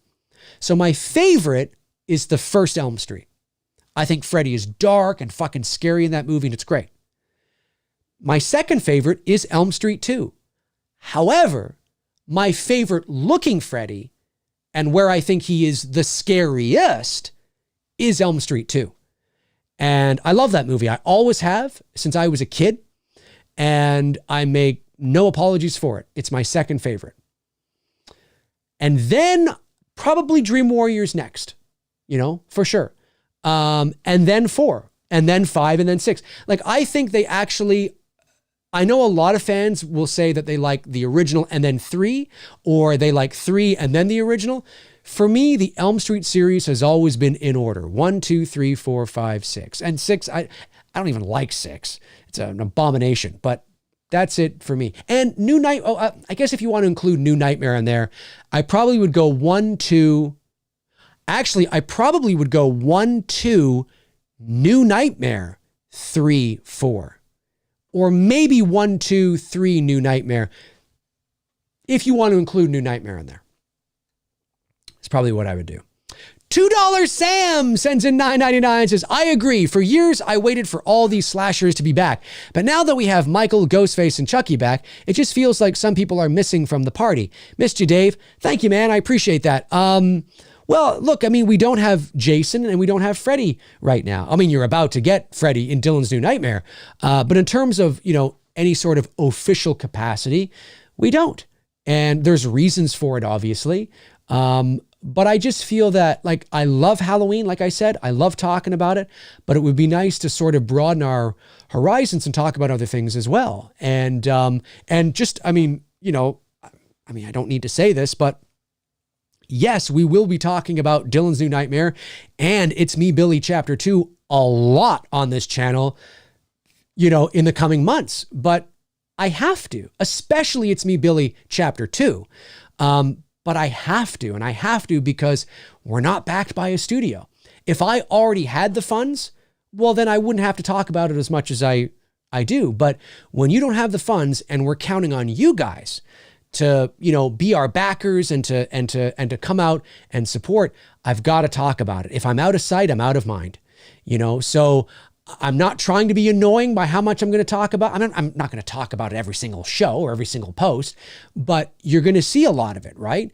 Because when you're an indie filmmaker and you're relying on others and word of mouth and being out there and all that, you got to talk about it. You got to post about it. You got to keep in people's minds, even if you seep into their subconscious, so that's what Vince has done with, his shit too. Not at the moment because he's got his money and he's just waiting to go to camera. But when he was raising that money every day, if you follow him on Twitter and Instagram, every day, boom, boom, boom, boom. And the dude raised $250,000. So, or close to that anyway. So, again, it's also Friday, and it's a Never Hike Alone series. So, he's got that behind him as well, but you got to be out there. You got to be top of mind. You got to be on people's radar, because if you're not, they're going to forget about you. And especially when you're Black Christmas and It's Me, Billy. We're not Friday the 13th. We're not Elm Street. We're not Halloween. We're the little guy. We're the little guy in the corner going, hey, hi. You know what I'm saying? So we really got to be out there. So, but it's going to be fun. It's going to be exciting because I want it to be interactive. I want it to be, I want you guys to be a part of it. Guys, I know this sounds like a cliche, but if it wasn't for you, we wouldn't have been able to make It's Me, Billy. I can't reach into my pocket and fork over $64,000. Without you guys, it would not have happened. You guys made it happen. And this is the craziest thing. You came to the table.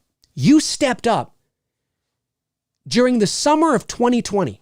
That's when we ran the first that's when we ran the It's Me, Billy campaign. We launched it on the 4th of July, not because it was the 4th of July, but we launched it on the 4th of July, 2020, and we ran it for 2 months. What else was happening during the summer of 2020? The pandemic? You guys fucking stepped up to the plate during the first summer of the pandemic, and we raised our production budget. It was one of the most humbling, surreal, amazing experiences of my life. Sincerely. And I mean that. Without you guys, whether it's Never Hike Alone, whether it's Dylan's New Nightmare, whether it's Me, Billy, without you guys, it would not happen. It wouldn't. We are able to deliver on the production value and deliver on the professionalism and deliver on the quality that we are because you give us the opportunity to do it, to be able to rent the gear, to be able to hire the people, to be able to do the post-production, to be able to... You are the reasons we're able to do it. You give us the green light. You give us the vote of confidence, right? and then we go, okay, and we take that and we do the best we can. It's amazing. It really is amazing. So yeah, we're going to be relying on you guys again to help us out and to hopefully bring this story to a close, because we want to bring this story to a close so badly and just, really have a complete story and something that horror fans and Black Christmas fans can be proud of again. You know what I'm saying? So you guys are amazing, sincerely. Daniel Harrell sends in $1.99 and says, "Yo, Dave, you look fantastic as Freddy, bro. God bless." Thanks, man. Appreciate that. Yeah, listen, again, shout out to Nora Hewitt and Mikey Rotella. Nora, of course, the makeup effects, outstanding. Mikey Rotella, the sculptor, outstanding. Without them, there is no Freddy. It is and I truly mean this, it is a true team effort.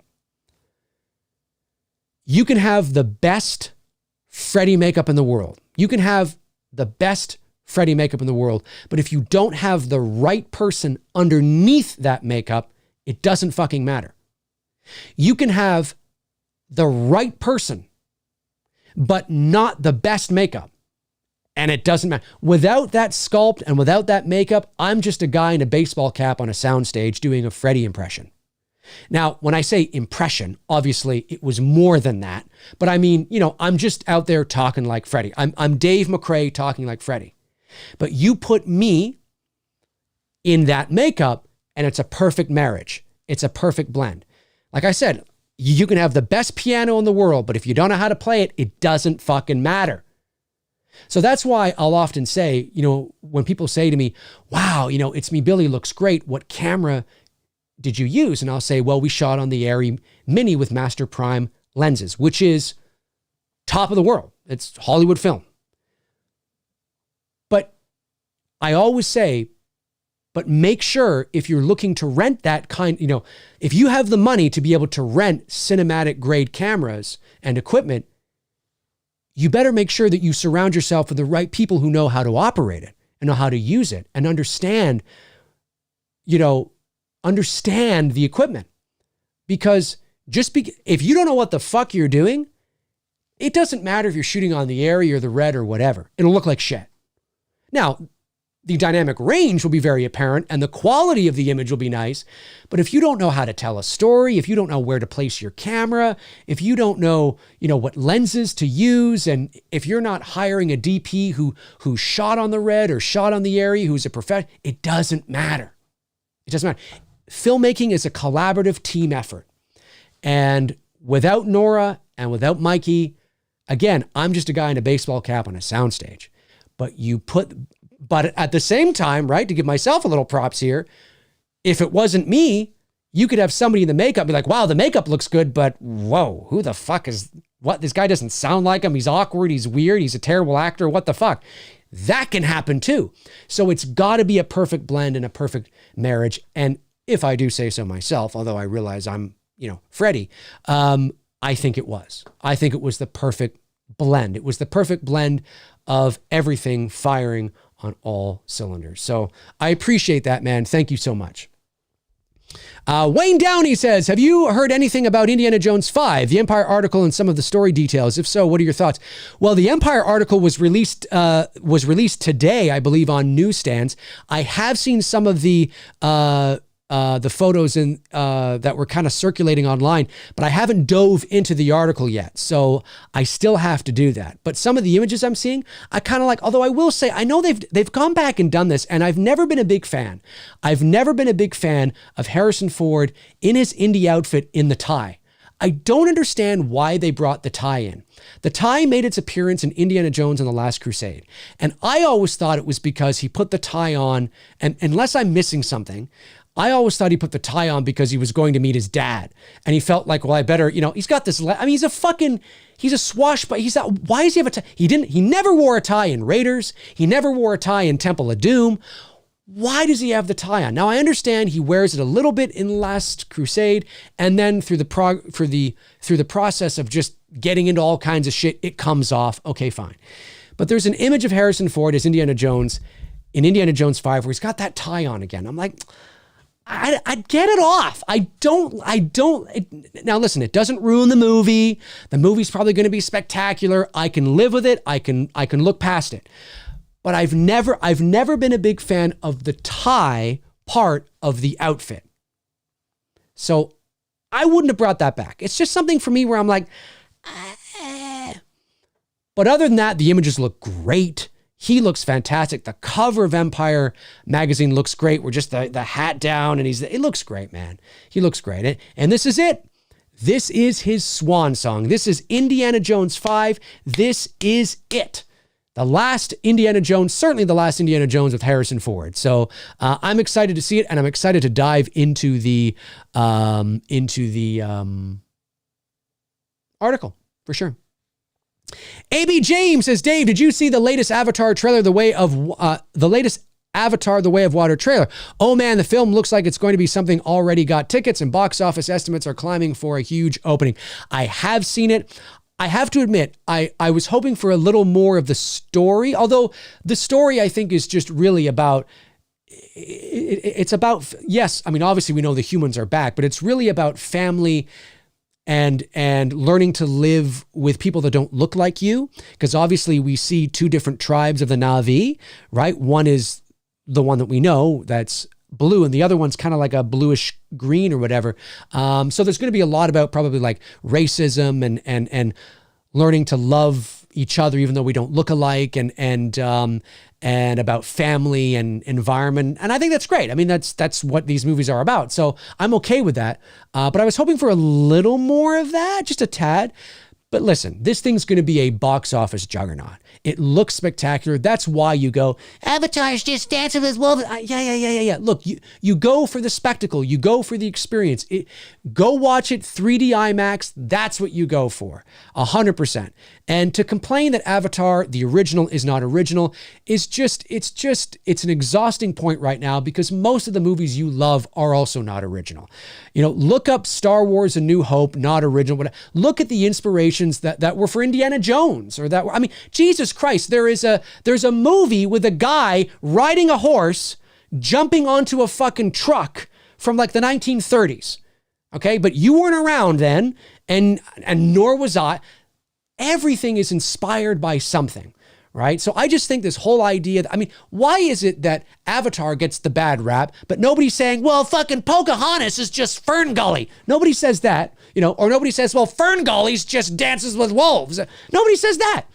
Nobody says that, but it's because Avatar is the highest grossing movie of all time, and therefore it's fun to hate on it. I get it. If you don't like Avatar, I'm not saying you have to, but the excuse that it's not original is sort of wears thin, because most movies are not original. Most movies are inspired, in terms of the stories and the themes and the classical storytelling, are inspired from something, right? Yes, Avatar was a classical story, but I'd never seen it told in this way before.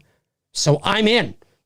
I'm in. Let's do it. Fucking blue people and avatars and Pandora and the fucking sea. Let's go. Yeah, but it's a story we've seen before. I don't care. Let's go. Just shut up and eat your popcorn, as Christopher Nelson would say. Go for the experience. If for anything else, go to watch real motion capture underwater. It's not dry for wet. This is actual motion capture underwater. It's never been done before in the history of film, and it was done on this movie. The cameras the cameras and technology that were created for this movie ceased to exist before this movie. So if for anything, go for the spectacle. That's what it is, man. It's just a spectacle telling a classical story. Now, maybe this story will resonate more with you. I don't know. But at the end of the day, if it's classical again, I'm fine, man. I'm fine with that. So I'm excited. Now all the Avatar haters. But Dave, I love you guys. CM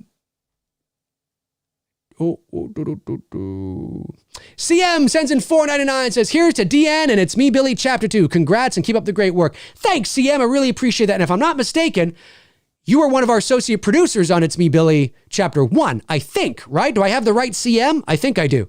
Thanks, man. I really appreciate that. $2 Sam sends in $4.99, says, if you had to guess, what's the runtime on Dylan's New Nightmare, and did they film a lot of BTS? Oh, they filmed a shitload of BTS.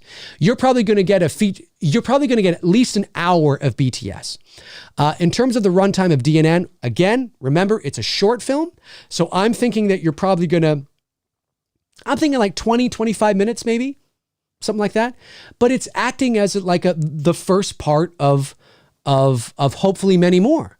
So, again, it's important to keep in mind that when you're delivering the level of quality that we are, whether it's, like I said, Billy, Hike Alone, Dylan, sometimes you have to deliver the quality, but keep the film shorter, because of money. Right? I mean, if we wanted to deliver an hour long or an hour and a half long Dylan's New Nightmare, we could, but it wouldn't look like the way it's going to look, right? We wouldn't have been able to have prosthetic makeup and hire Nora Hewitt and get Miko Hughes and do we wouldn't have been able to do that, right? So it's a short film. It's a pilot, essentially for all intents and purposes. And we've put it all out there. And I think you guys are really going to like it. I really do. And hopefully you'll like it enough that you'll want to see more. That's the game plan. All right, 5 more minutes, folks. 5 more minutes, and then I have to go because that'll take us to 2 hours. And I'm hungry. I've yet to have lunch, and I want to go have some lunch and then settle in for the day. And I still have to get some voice work off. So, yeah. Geeked Out Turtle Fan says, Dave, your makeup in Dylan's New Nightmare looks crazy slick. Can't wait to see it. Happy Thanksgiving. Same to you, my man. Yeah. Again, shout out to Nora and Mikey Rotella, man. They knocked it out of the park. Completely out of the park. Let's see. I'm just scrolling back here.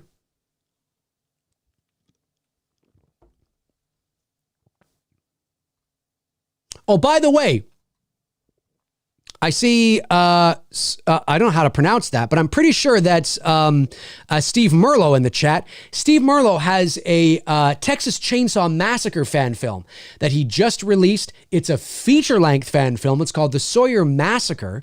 I think it's on YouTube. Yeah. Check it out. Admittedly, Steve, I've yet to check it out. I've just been so busy with everything. I still need to check it out. But it's a prequel to the original Texas Chainsaw Massacre. They actually shot it in Texas. And by all accounts, from everything that I'm hearing, the way it's shot, the way it looks, you really did a terrific homage to that sort of old school kind of gritty Texas kind of look. So because it's supposed to take place in the 1960s, I believe, right, Steve? So by all accounts, I've heard some good things about it. So I've yet to watch it myself. I don't know. I mean, I don't have a dog in the fight, but I saw your name there. So by all means, if you're a Texas Chainsaw Massacre fan, go check it out and see what you think of the Sawyer Massacre. Johnny T says, Dave, I'm a big fan of found footage. Could a Myers found footage possibly work? It's possible. I think found footage for Jason is more. I think found footage for Jason is probably better. I think it would work better because you're dealing with people out in the wilderness and in rural areas. And it just makes more sense that you'd have your phone out there. I think for Michael, found footage maybe, I don't know. Maybe. But I think for Jason, I think it's ripe for Jason.